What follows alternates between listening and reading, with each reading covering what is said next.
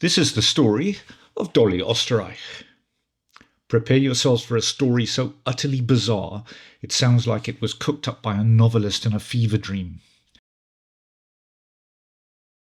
In 1903 Milwaukee, we meet Dolly Oesterreich, a housewife with a wandering heart, a grumpy husband called Fred, and Otto, the lover she stashed in their attic.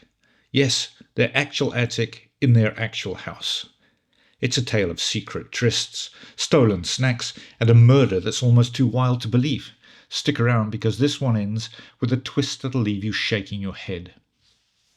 Walburga Oesterreich, nicknamed Dolly, and sometimes the Queen of Los Angeles, was a German-born American housewife married to a wealthy textile manufacturer, Fred William Oesterreich. We'll refer to her as Dolly from here on in because it's a lot easier. Dolly was born Walburga Kortschel in 1880 to German immigrant parents. It's unclear if she herself was born in Imperial Germany or shortly after her parents arrived in the US. Still, she grew up in Milwaukee, Wisconsin, among a community of fellow German immigrants. At age 12, Walburga worked at the textile mill of Fred William Oesterreich, another German immigrant who had become successful and frequently hired fellow immigrants in his factories. Dolly was, by all accounts, an attractive and charismatic girl, with many friends among the factory workers. She quickly attracted Fred's notice, and they were married when she was just 17 years old. It was 1903, Milwaukee was a haven for beer and bratwurst, and Dolly and Fred Oesterreich are living the German-American dream. Sort of. Both were blonde, a little bit round, and married for 15 years, and they were a study in contrasts. Fred was a tight-fisted tyrant, ruling his apron factory like a dictator, barking at his seamstresses to stitch faster. Dolly, the forelady, played the peacemaker, smoothing ruffled feathers with a smile. But behind closed doors, things get, well, complicated. See, Dolly's had a spark that Fred couldn't quite kindle, if you get my drift, so she started looking elsewhere for a little added excitement. Her flings didn't last until a certain someone walked in, and the whole story took a delightfully deranged turn. One day, a factory sewing machine breaks, and in strolls Otto Sandhuber, a scrawny, blue-eyed repairman from Singer. He was a walking question mark, maybe 16 or 17, possibly an orphan, and his last name might be Weir or Sandhuber. Not exactly a heartthrob, but Dolly was intrigued. Two versions of this meeting exist, both absolutely absurd in their own way. In the first version, Dolly was mourning her teenage son Raymond, and Otto reminded her of him, mixing maternal vibes with something spicier. She calls him to fix her bedroom sewing machine, and he arrives to find her in a silk robe, heavy on the perfume and flashing more than a little skin. Otto, a blushing first-timer, catches on quick, and by afternoon they're entangled in a steamy scene straight out of a romance novel. In the second version, Otto had already befriended a very much alive Raymond, but when the boy died, Dolly's grief pulls Otto closer. Comfort turns to passion, and they begin an affair. Either way, they're sneaking around, at his boarding house, in hotels, or when Fred's at lodge meetings. No servants meant no witnesses, and Otto later claimed they went at it 8 times in one day. 8! That's the kind of dedication that deserves a medal. Well, things are going swimmingly until a nosy neighbour spots Otto's frequent visits. Fred becomes suspicious, but Dolly brushes it off. "Just a pesky book salesman, dear," she says. And she knows they need a new plan, and hers is gloriously unhinged. "Otto," she says, "why not move into our attic? You'll have free food, free rent, and I'm just a staircase away." Otto, ever the dreamer, says why not? So he quits his job, hoping to write adventure stories, and sets up with a mattress lamp and chamber pot. Dolly locks the attic door, claiming it's for storing her furs. Otto's now her secret live-in, dusts shelves and peels potatoes while Fred's none the wiser. When the Oesterreichs are out, Otto sneaks down for rye bread and liverwurst. But here's the unfortunate reality. He's right above their bedroom, hearing every creak and moan in the night. Dolly tries to hush Fred's enthusiasm, muttering, "Someone might hear." Fred's baffled. Well, who could possibly hear us? Otto, fuming upstairs, isn't thrilled, but Dolly says, "I'm stuck with Fred. It's this or nothing." And so the absurd arrangement continued. A year later, Fred hears odd noises, like a throat clearing upstairs. "What was that?" he demands. Dolly, cool as a cucumber, says, "You're imagining things, dear. Sleep it off." Another night he's certain he hears something. "It's just a rat," Dolly sighs, "and maybe ease up on the beer." Fred grumbles, but believes her. Then there's the mystery of the vanishing food. Fred notices their roasts and cheeses shrinking. "Dolly, where's the meat?"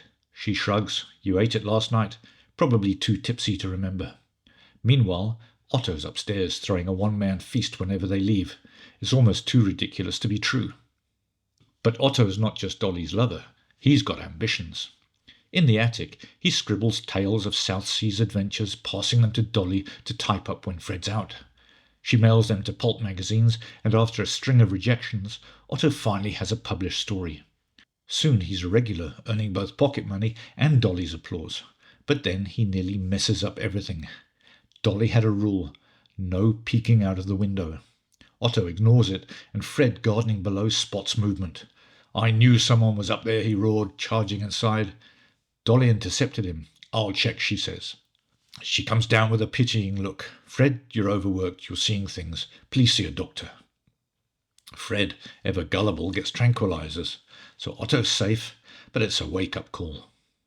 By 1910, Otto's been attic-bound for 3 years. The Oestereichs are moving, and Dolly insists on a house with an attic, likely for her furs again. The new setup is better. Otto's not forced to eavesdrop on Fred and Dolly's private moments. Fred's drinking more, either silently or snapping, while Dolly and Otto's 7-year romance burns bright. Otto's maybe 24, full of vigour, and his stories are selling fast.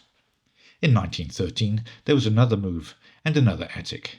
Fred becomes grumpier than ever, but Dolly's got Otto upstairs, keeping her world delightfully chaotic.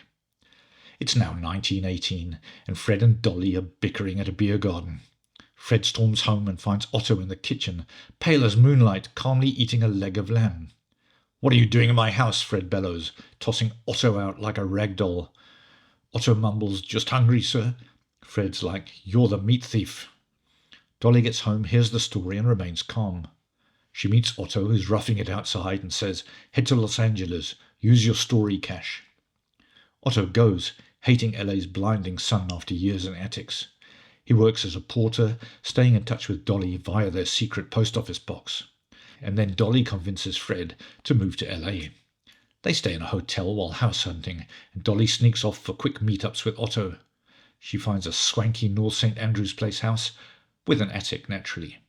Otto moves in, back to chores, brewing gin during Prohibition, and adoring Dolly. Fred loves LA, buying a new factory, and stays utterly clueless. August the 22nd, 1922, and Fred and Dolly return from a night out, arguing. Otto, upstairs, hears a thud and Dolly scream. Thinking Fred's attacking her, although she has just tripped, Otto grabs 2.25 caliber pistols and charges down like a misguided knight. It ends up very messy, with Fred being shot dead. The two lovers then hastily stage the scene to look like a botched burglary. Otto pockets Fred's diamond watch while Dolly hides herself in a closet. Otto locked the closet door from the outside and tossed the keys aside. He returned to his attic refuge, and this fact played a key role in frustrating police efforts to press murder charges against Dolly, despite their strong suspicions. But with no knowledge of Otto Sandhuber's long-time presence in the house, they were hard-pressed to explain how Dolly could have killed her husband while locked in a closet. The scene's odd. Fred's wallet's full, but his watch is missing. And .25 caliber bullets. "It's a woman's gun," Klein, the detective on the case, mutters. Klein calls her the toughest dame he's ever met. He doesn't find any evidence, so Dolly walks. Dolly says she can't stay where Fred died, so she moved to North Beechwood Drive, attic included. Otto's back in hiding, and now dodging the cops. Dolly hired a lawyer, Herman Shapiro, and they start flirting, then dating. She hands him Fred's watch as a gift. He recognizes it, and she tells him she found it under a cushion on the sofa. She starts another affair at the same time, a man named Roy Klum. There is some confusion about his occupation, and according to different sources, he was either a businessman or an actor. She asks him to do her a favour and get rid of a .25 caliber gun, saying, "I'm innocent, but this looks bad." He tosses it into a shallow part of La Brea tar pits. As an aside, the La Brea tar pits are a famous fossil site known for preserving Ice Age animals and plants in asphalt seeps.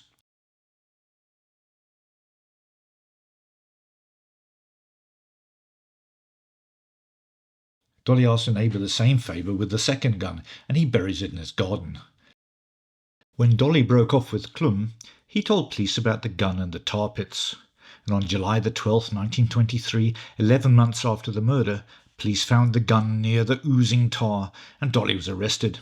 The day the headlines hit, the neighbour walked into the police station with the second gun that had been buried in his garden. Meanwhile, in hearings that dragged on for months, Chief Deputy District Attorney Burren Fitz and Deputy District Attorney Harold L. Davies sought a motive and additional evidence. They also look for an explanation of how Dolly Oesterreich could have locked herself in a bedroom closet and still deposited the key outside the door. Both guns were also rusted and damaged, and it was impossible to prove that either one was a murder weapon. Then Dolly became so ill that she was reported to be dying.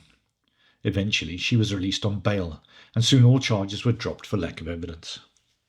While in jail, Dolly confided to Shapiro that her vagabond half-brother was living in the attic of her home and requested that he check on his well-being. Upon knocking on the trapdoor leading to the attic, he was greeted by a thin, pale Otto. Otto says, "Hello, Herman. Don't mind me." They chat. He explained his true relationship with Dolly and eventually confessed to his role in the murder. Shapiro doesn't tell anyone at that time. After Oestereich was released on bail, Shapiro moved in with her, but not into the attic. According to Fallen Angels by Marvin J. Wolfe and Catherine Mader, Shapiro took Otto to San Francisco and found him a job as a janitor. From there he went to Vancouver, Canada, where he worked as a porter, and he soon married a Canadian woman. After a time he returned to LA with his wife. He found another hotel porter's job, one where he worked nights and retired to sleep before the sun rose. He made no contact with his former lover.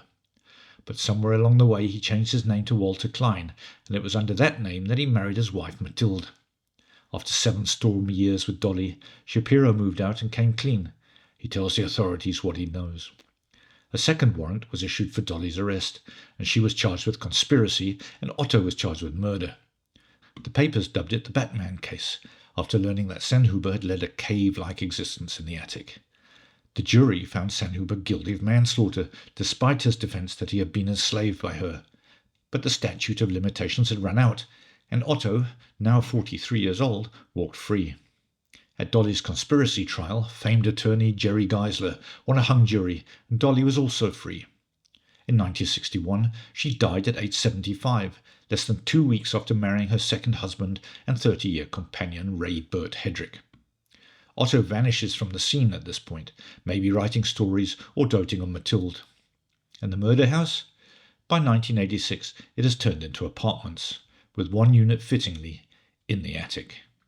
And that is the gloriously absurd tale of Dolly, Otto, and the Attic of Secrets. It's a story of love, lunacy, and murder that somehow feels like it belongs in a bad novel. What do you make of this mess? Romantic tragedy, or just plain ridiculous?